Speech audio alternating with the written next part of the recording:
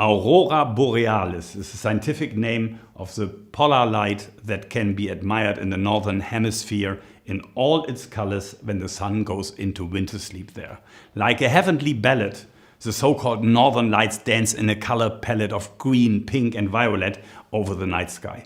But what this has to do with the Zeitgeist, you will see it now.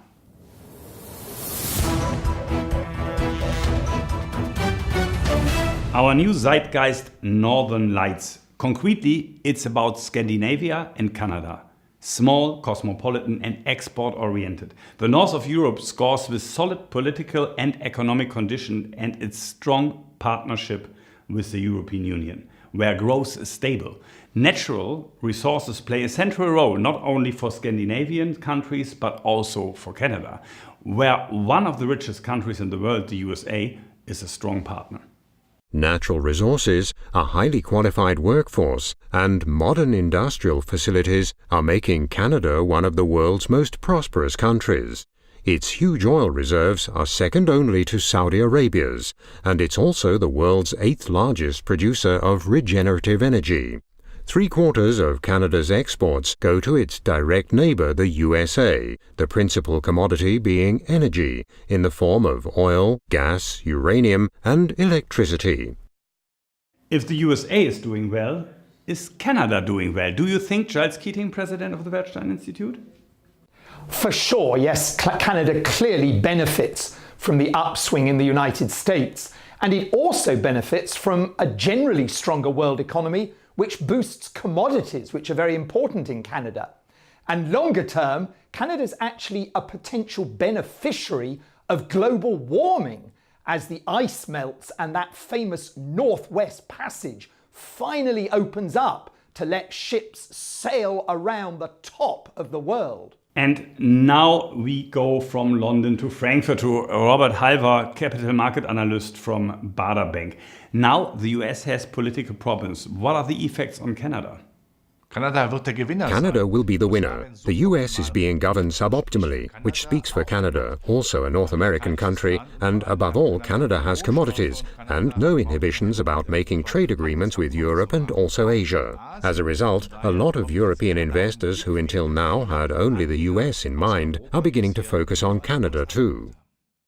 Denmark, Norway, Finland and Sweden. For potential investors, Scandinavia ranks highly thanks to its sound political and economic environment. Here too, commodities play a major role. However, in addition to oil and mineral exports, there are also attractive companies in Northern Europe, with Novo Nordisk in the pharma industry and Volvo in the automotive sector. And last not least, Nokia, which was widely believed to be almost finished, is back on the road to success.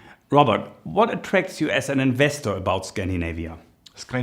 For a long time, Scandinavia was quasi-socialist, state-run economies, high taxes, economic inflexibility. But they've learned from experience. In Sweden especially, Pippi Longstocking land, they've realized that a market economy does have its attractions. And they've also taken a major step forward in digitization. So Sweden can no longer be seen as a byword for inflexibility. Sweden has become very flexible, and I reckon that in that respect a lot of countries in the Eurozone could take a lot of leaves out of Sweden's book. Valerie Planiol in Paris. Do you agree with Robert Halver?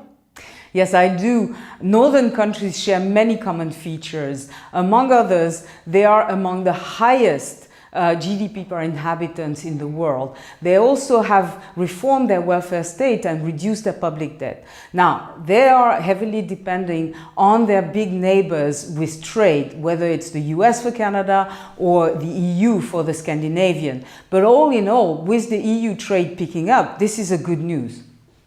And coming back to London again, Giles Keating, where are the risks from your point of view? Well, look, I agree with Valerie. I mean, clearly, if there is trouble in the United States, political, economic, then I'm afraid that will have an effect on Canada. And indeed, if it slows the world economy, it will affect commodity prices, which is bad for Canada and for the Nordics. And specifically in the Nordics, again, if there's trouble in the EU and if the migrant crisis re-erupts, after all, Sweden's got a very high immigrant proportion, all of those are risks. And how about the valuation, Giles? Well, as you can see from the chart, valuations for the Northern Lights have actually lagged behind the general world.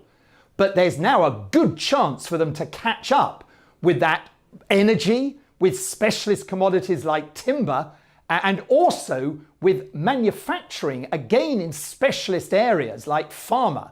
So I think that valuation can actually improve and catch up with the world, making quite an opportunity here.